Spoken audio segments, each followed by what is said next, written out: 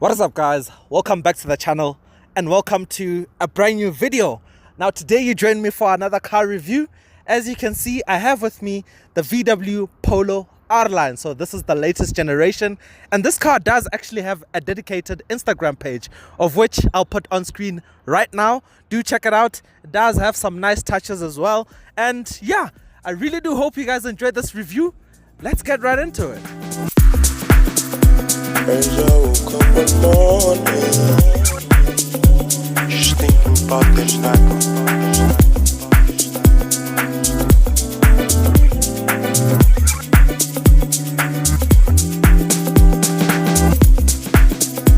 As I woke up one morning, just thinking about this night.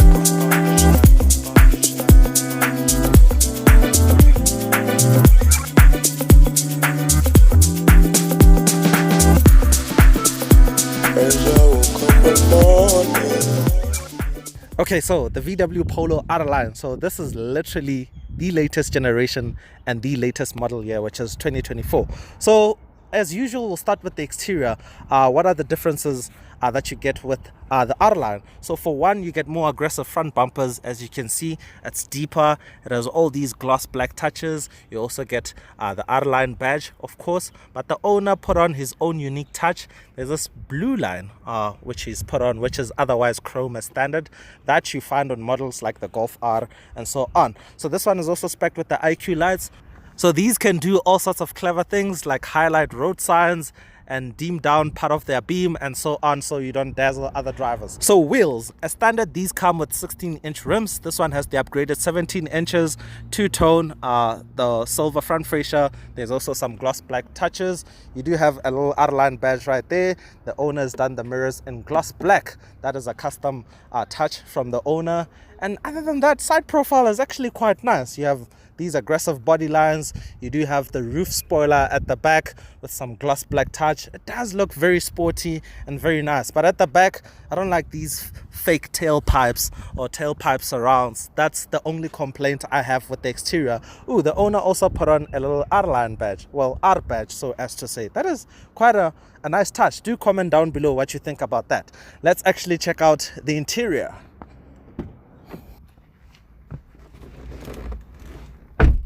Okay, so the interior. Let's start with what you get with the R-Line. You get R badging on the door sills. You get R specific seats, which are two-tone and they have their own unique pattern. There's also a little R badge on the backrest. You get an R specific steering wheel, which is flat bottom. It also has a little R badge on it.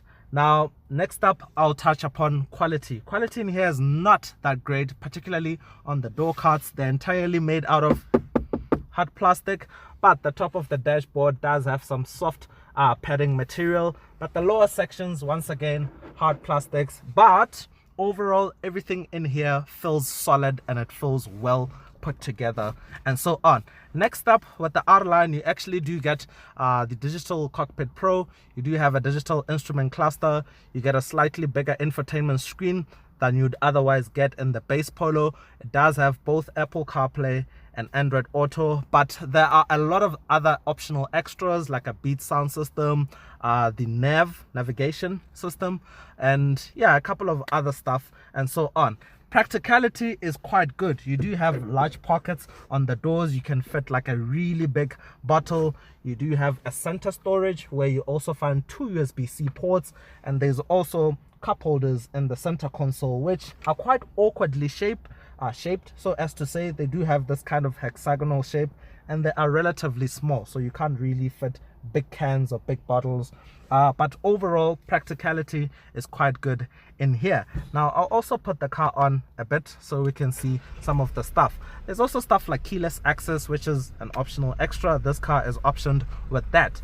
Now, you do have these touch sensitive climate controls, which do split a lot of opinion. Some people like them, some people hate them. While you're driving, they can be a bit of a faff, but they are relatively accurate. Now, the steering wheel on other models does have like the touch sensitive buttons. In here you do have physical buttons, which is quite nice. They're easy to engage with, to press and to be accurate and so on. But overall, the interior, I'll give it a solid 8 because it's quite well put together. It feels very nice and premium in here, especially compared to a lot of its rivals, and it's relatively practical. Let's actually check out the room in the back.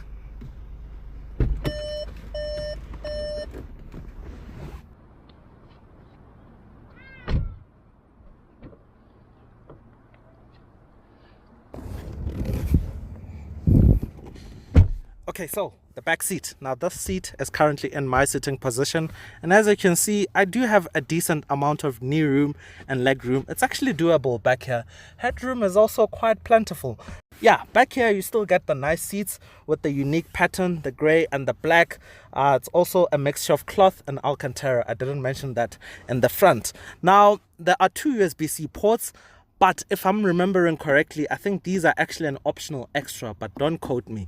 Now, the transmission tunnel in the middle is a bit thick, so it makes it a bit tricky to move in between the 2 sides. So yeah, that might be a bit awkward, but overall, back here is decently sized. So the boot space, you're looking at 350 liters in boot capacity, and what I like about this Polo is it actually does have an expandable floor, so you can lower it. So you actually get, just gonna remove the plates, so you can actually lower it so you get a much deeper boot, so which is quite nice. You do have this one pocket on the left side, and yeah, it's quite a decent spacing. There's a spare wheel on the underfloor, and it's also quite decently spaced underneath here. You can chuck in some extra stuff.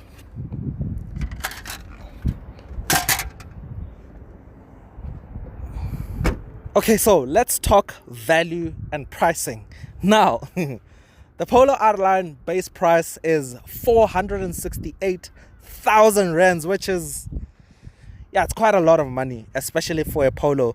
But you do get stuff like the DSG transmission as standard. You get extra power compared to when you have the non-DSG cars and so on. But yeah, value-wise, obviously, when they are used with a bit of mileage, let's say anywhere from 10 to 30,000 kilometers, they go for anywhere from low 400s all the way up to around 460,000 rands. This particular example was actually going for 480,000 rands. This was actually a good deal because it was brand new.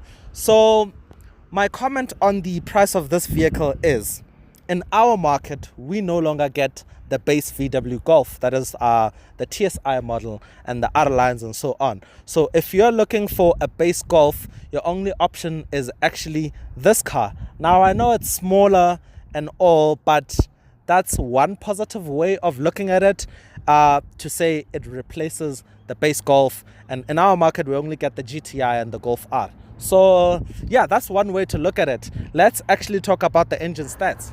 Okay, so the engine right here, you're looking at a 1-liter turbo 3-cylinder making 85 kilowatts and 200 newton meters of torque. Like I already mentioned, as standard, the R-Line comes with the DSG box, and it's a 7-speed like with most other VW models.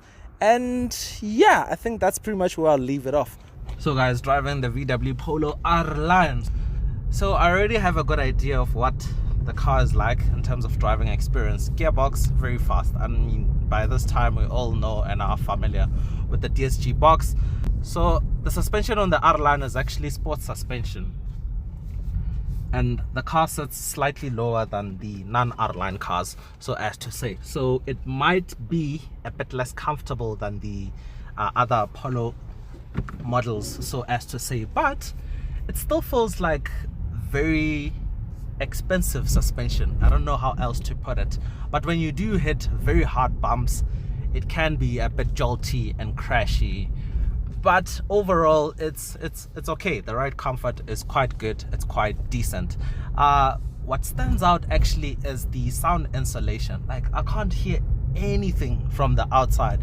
Even wind noise at high speeds, it's quite good in here. It's well insulated, it's always relatively quiet and so on.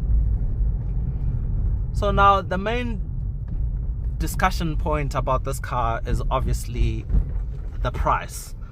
And yeah, it is very expensive, but it hardly has any rivals. And what you get in terms of equipment, interior quality, and the overall package, it's quite a premium car, if you can excuse the hard plastics in some sections of the interior.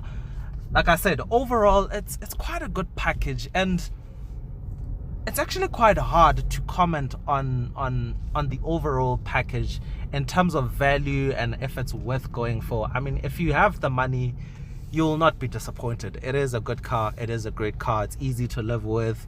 It's relatively small, so it's easy to park. You do have all sorts of tech features, PDC, reverse camera, and all those things. So living with, it's quite perfect.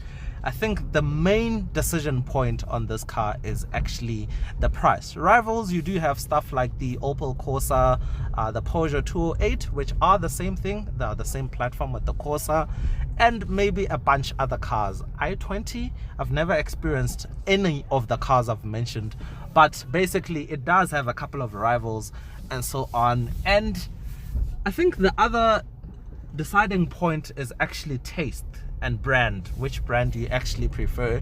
And in our market, VW is very popular.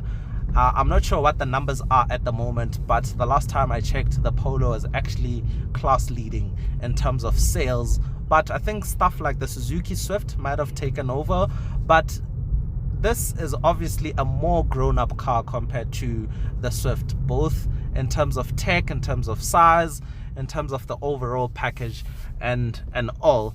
So the Polo basically is no longer a budget car. It used to be a budget car, and gone are those days where the Polo was actually a budget car. So yeah, I guess that's where I'll leave it off, because I can keep on yapping on forever and ever about how expensive it is and how it's awkwardly priced within the market. But hey, if you have the money, you can go for the Polo. It is a great product, but you do have plenty other options, so as to say. But nonetheless, I do hope you guys enjoyed this review, and until next time, that's cheers from me.